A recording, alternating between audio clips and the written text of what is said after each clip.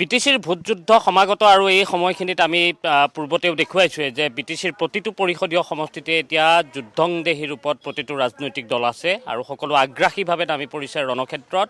আৰু এই মুহূৰ্তত আমি উপস্থিত হৈছোঁহি দিহিৰা পৰিষদীয় সমষ্টিত। দিহিৰা পৰিষদীয় সমষ্টিৰ ঘনশ্যাম দাস আছে, তেওঁ GSPৰ এগৰাকী যিহেতু প্ৰাৰ্থী আৰু বৰ্তমান তেওঁ এই সমষ্টিটোৰ MCLA হৈ আছে। পূৰ্বতেও তেওঁ জিকাৰ অভিজ্ঞতা আছিল আৰু EMO আপুনি লাভ কৰিছিলে।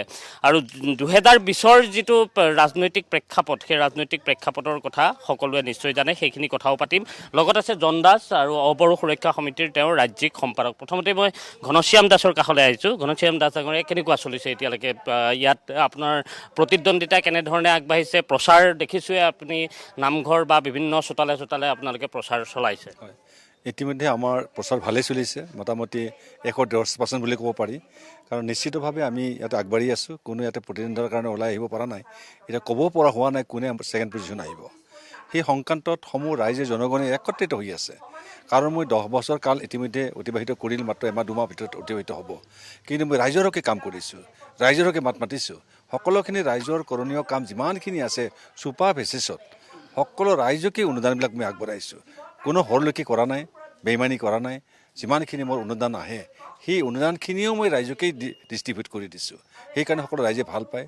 আৰু তাৰ লগতে আমি কোনো ৰাইজক প্ৰতাৰণা কৰা নাই। যিমানখিনি পূজা পাতৰ পৰা আৰম্ভ কৰি যিকোনো মঠ মন্দিৰ আছে সকলোতে মই সহায় কৰিছোঁ, নকৰাকৈ থকা নাই। যিবিলাকে মোৰ ওচৰত আবেদন কৰিছে নিদিয়াকৈ থকা নাই। সেই সংক্ৰান্তৰ কাৰণে সকলোৱে মোক ভাল পায় আৰু সেই অনুযায়ী সকলো ৰাইজ একত্ৰিত হৈ দলে ফলে এতিয়ালৈকে ওলাই আহি থাকে আৰু ওলাই থাকিব। আপোনালোকৰ দলটোৰ সমৰ্থন BPFৰ প্ৰতি থকা বুলি পূৰ্বতে নৱকুমাৰ শৰণীয়া ডাঙৰীয়াই কৈছিলে। আৰু এতিয়া এই সময়ছোৱাত দেখিছোঁ যে অবড়ো যিমান সংগঠন, অবড়ো সংগঠনসমূহে কিছুৱে কৈছে বিজেপিৰ প্ৰতি তেওঁলোকৰ সমৰ্থন আছে, কিছুৱে কৈছে সমৰ্থন নাই। গতিকে কোন দিশত গোটেই বিষয়টো আগবাঢ়িছে? আমি এতিয়া কোনো সমৰ্থনৰ কথা কোৱা নাই। আগতেতো আমি যিকোনো প্ৰকাৰে আলোচনা কৰিবই লাগিব। সকলো আমাৰ মানে আলোচনা কৰিব, সেই BPF হওক, APP হওক, BJP হওক বা অন্য আদাৰ্ছে হওক। য়েছ, সেইকাৰণে আমি সকলোৱে আলোচনা কৰে। আলোচনা মাধ্যমত কিছুমান হ'ব পাৰে, নহ'ব পাৰে। সেই সংক্ৰান্তত আমি সংকটীয় হোৱা নাই। আমি নিজাববীয়াকৈ এতিয়া আমি 12জনে কেণ্ডিডেট দিছোঁ। তাৰপিছত নিশ্চিতভাৱে আমাৰ 6-7জন ওলোৱাৰ সম্ভাৱনা এটা আছে। আৰু ইতিমধ্যে কনফাৰ্মটো ইতিমধ্যে 3টা হৈয়ে গ'ল। আৰু বাকীকেইটা অকণমান যদি এই 6-7 দিনত লাগি দিব পৰা যায়, নিশ্চিতভাৱে তেওঁলোকে ওলাই যাব। আৰু লগতে যিবিলাক BPFৰ যি আমাৰ বুজাবুজি থকা বুলি কৈছে, সেইটো আমাৰ চেণ্ট্ৰেলৰ কথা। মই চেণ্ট্ৰেলে কি কৰিছে আমি ক'ব লগা নাই। আমি নিজস্বভাৱে কিন্তু মই যুদ্ধংদেহী হিচাপে মই জয় হোৱাৰ কাৰণে মই লাগি আছোঁ আৰু জয় হোৱাটো নিশ্চিত।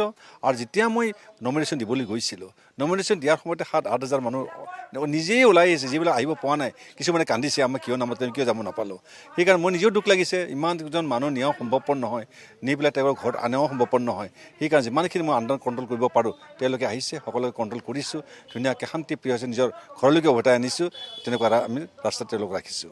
2020ৰ কথাটো অকণমান সোধোঁ, তাৰপিছত জন দাস ডাঙৰীয়াৰ কাষলৈ আহিম। যে 2020ত এটা প্ৰেক্ষাপট সলনি হৈছিলে, ৰাজনৈতিক প্ৰেক্ষাপট সলনি হ'ল, আপুনি সমৰ্থন দিবলগীয়া হ'ল চৰকাৰক। সেইটোৰ কাৰণে খুব দুখিত। 2000 মই লাকি নম্বৰ 21 আছিলোঁ।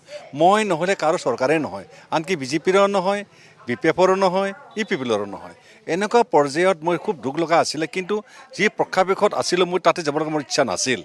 কিন্তু নথকাৰ ফলত আমাৰ অসম চৰকাৰৰ পৰা যিটো নেকি মোক কিডনেপ কৰি নিয়া হ'ল, নি পেলাই তেওঁলোকে তত ঘূৰাই মোক জীৱনটো কৰি পেলাই নিশ্চিতভাৱে মোক EM পোষ্ট এটা দিলে। EM পোষ্টটো দিয়াৰ পাছত এনেকুৱা আৰু বিশৃংখল সৃষ্টি এটা আহিলে।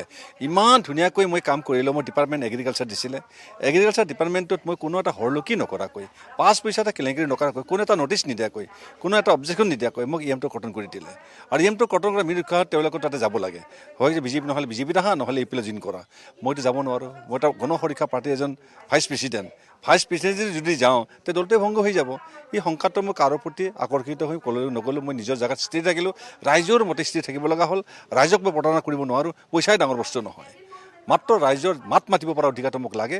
তাৰ কাৰণে মই নিজৰ জেগাত থাকিলোঁ। আৰু লগতে সেই সময়তো অল অসমৰ মিনিষ্টাৰ, আমাৰ মুখ্যমন্ত্ৰী কেইবাবাৰ হেলিকপ্টাৰ আহিলে, কোনো এজন কেবিনেট মন্ত্ৰী নাথাকিলে, MLA নাথাকিলে, আনকি লোকসভাৰ পৰা কমপ্লিট MP সকলে আহি 2 মিনিট বাহাৰ পাতিছিলে। তথাপিতো 2020 মোক কৰ্তন কৰিব নোৱাৰিলে। কিন্তু এতিয়াও সি একেই কণ্ডিশ্যন চলিছে। মাত্ৰ দিহিৰা সমষ্টিৰ কাৰণে কিমান কেবিনেট মন্ত্ৰী ঘূৰি আছে, গাঁৱে গাঁৱে ফুৰিছে, গাঁৱে 200 নহয় 50জন মানুহৰ লগত মিটিং কৰিছে। নাহে মানুহবিলাকে, ক'ৰবাত 100জনো নহয়, কিবা 70জনো নহয়, কিবা 50জনো নহয়, মিটিং কৰিবলৈ বাধ্য হৈছে। লাজৰ কথা। কেবিনেট মন্ত্ৰী এজন আহিলে কমচে কম 1000-500জন মানুহ হ'ব লাগে।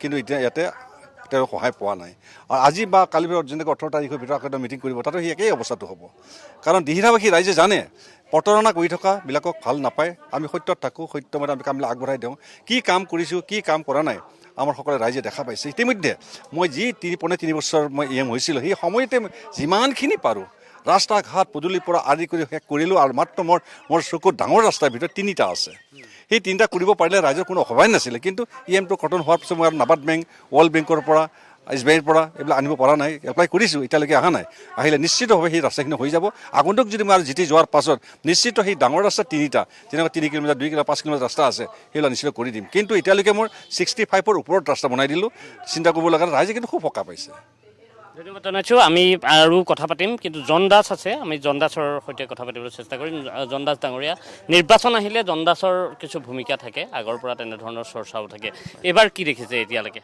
চাওক প্ৰথম কথাটো এনেকুৱা নিৰ্বাচন কেইটো আমাৰ আৱশ্যকীয় বস্তু নাছিলে যিহেতু আমি অৰাজনৈতিক সংগঠন আমাৰ ৰাজপথৰ সংগ্ৰামখনক এটা আশ্ৰয় লৈ কেনে আমি আমাৰ জাতি মাতি ৰক্ষাৰ যি সংগ্ৰাম আৰু এটা জনগোষ্ঠীক প্ৰিফাৰেঞ্চ দিয়াৰ পিছত আমাৰ যিখিনি 70% মানুহক যি এটা বৈক্ষমতা চালে তাৰ অধিকাৰ সাব্যস্ত কাৰণেতো অৱৰজন্ম হৈছিলে কিন্তু আপোনালোকে জানে যে 2014 চনৰ MP নৱ কুমাৰ শৰণে দ্বাৰা আমি স্পষ্ট কৰি দিছিলোঁ ৰাজনৈতিক পথাৰখনত যে আপোনালোকে আমাক ভাৰত চৰকাৰেই হওক অসম চৰকাৰেই হওক বা কোনোবা অস্ত্ৰধাৰীক সন্মান কৰাৰ কাৰণে আমাক যে বৈক্ষমতাৰ আলম লৈ BTC নামৰ মৰম ফানখন দিছিলে তাৰ স্পষ্ট জবাব MP নৱ কুমাৰ শৰণে আছিলে ভাৰতবৰ্ষৰ ভিতৰত সৰ্ববৃহৎ দ্বিতীয় 6,34,000 ভোটদান কৰি স্পষ্ট কৰি দিছিলে যে ইয়াত আমি বৈক্ষমতাৰ হৈছিলোঁ গতিকে এটা কথা স্পষ্ট যে আজি 23 নং দিহিৰা পৰিদৰ সমষ্টিৰ MCLA ঘনশ্যাম দাস নহয় এয়া আমাৰ কিন্তু আৱেগৰ সমষ্টি এইটোত এটা আৱেগ জড়িত আছে ইয়াতে আমাৰ বিদ্যুৎ কলিতাৰ শ্বহীদৰ কথা জড়িত আছে ইয়াতে আমাৰ মুছলপুৰৰ মাছমজিয়াত মনোজ দাসৰ হত্যাৰ কথা জড়িত আছে ইয়াতে আমাৰ প্ৰথম নাম মহেন্দ্ৰ হীৰাৰ শ্বহীদৰ কথা জড়িত আছে য'ত আমাৰ বিদ্যুৎ কলিতা সঞ্জয় মৃত্যুৰ কথা জড়িত হৈ আছে কাৰণ কিয় এই সমষ্টিৰ মানুহৰ দ্বাৰাই দি এটা সময়ত আমি সংগ্ৰামখন আৰম্ভ কৰিছিলোঁ আৰু মই ভাবোঁ বিগত 10টা বছৰত MCLA ঘনশ্যাম দাসৰ দ্বাৰাই দি যি এক প্ৰয়াসমুখী এটা আপোচবিহীন পৰিৱেশৰ মাজেৰে তেওঁ যিখিনি সংগ্ৰাম আৰু ৰাজনীতি আগবঢ়াই লৈ গৈছে ইয়াক আমি ধন্যবাদ জ্ঞাপন কৰিছোঁ তাৰ লগতে আমি সংকল্পবদ্ধ যে অনাগত দিনত যদি কিবা কাৰণত যদি এই সমষ্টিটো যদি আমাৰ মাজতে বিভেদকামী পৰিৱেশৰ মাজেদি যদি 3-4টা ফেকশ্যনত যদি ভাগ হৈ যায় ইয়াৰ লাভালাভ কিন্তু ক'ৰবাত BJP ক'ৰবাত BPF ক'ৰবাত EPFL নিশ্চিতভাৱে লাভ ল'ব সেইকাৰণে মই ভাবোঁ আগন্তুক দিনৰ ৰাজনৈতিক পথাৰখনত এই দিহিৰাবাসী ৰাইজে নিশ্চিতভাৱে এবাৰ ঘনশ্যাম দাসক এই সমষ্টি জিকাই কেনে এটা আৱেগৰ সমষ্টি অস্তিত্ব ৰক্ষা ডেফিনেটলি কৰিব ইয়াতে কিন্তু এটা বিশেষকৈ নৱ কুমাৰ শৰণীয়াক লৈ এটা অভিযোগো আছে যে তেওঁক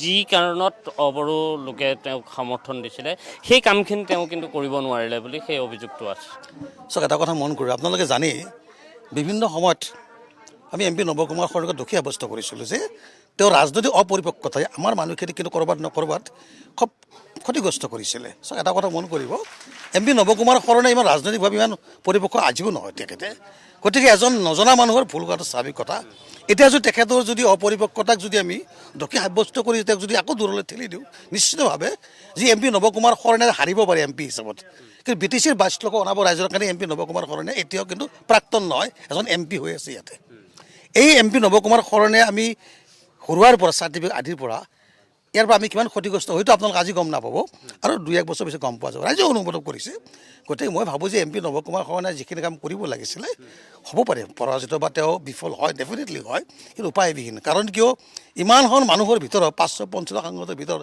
অনলি ছিংগল এজন সাংসদ নৱ কুমাৰ শৰণে প্ৰতি জাতি জনগোষ্ঠী ইছ্যু সমাধানৰ কাৰণে সমস্যা সমাধানৰ মাত পতাক ইমান সহজসাধ্য নহয় সেইকাৰণে আমি গণসুৰক্ষা প্ৰাৰ্থীক আৰু অবড়ো সুৰক্ষা মিলি যৌথভাৱে সকলো ঘাট প্ৰতিঘাত দূৰ কৰি কেনে এটলিষ্ট অন্ততঃ পুনৰবাৰ এই দিহিৰাৰ দ্বাৰাই সংগ্ৰামখন জীয়াই ৰখাৰ চেষ্টা কৰিছোঁ ইয়াত ধন্যবাদ জনাইছোঁ অবড়ো সুৰক্ষা সমিতিয়ে তেনেধৰণে তেওঁলোকে এটা কথা ভাবে যে দিহিৰা সমষ্টিয়ে যিখিনি ক'ব সেইখিনিয়েই তেওঁলোকৰ বিশেষকৈ BTCৰ অন্তৰ্গত যিসকল লোক আছে সাধাৰণ লোক সেই সাধাৰণ লোকৰ কণ্ঠ হ'ব পাৰে গতিকে এনেধৰণে এতিয়া দিহিৰা সমষ্টিটোত ঘনশ্যাম দাসৰ হৈ প্ৰচাৰ অব্যাহত আছে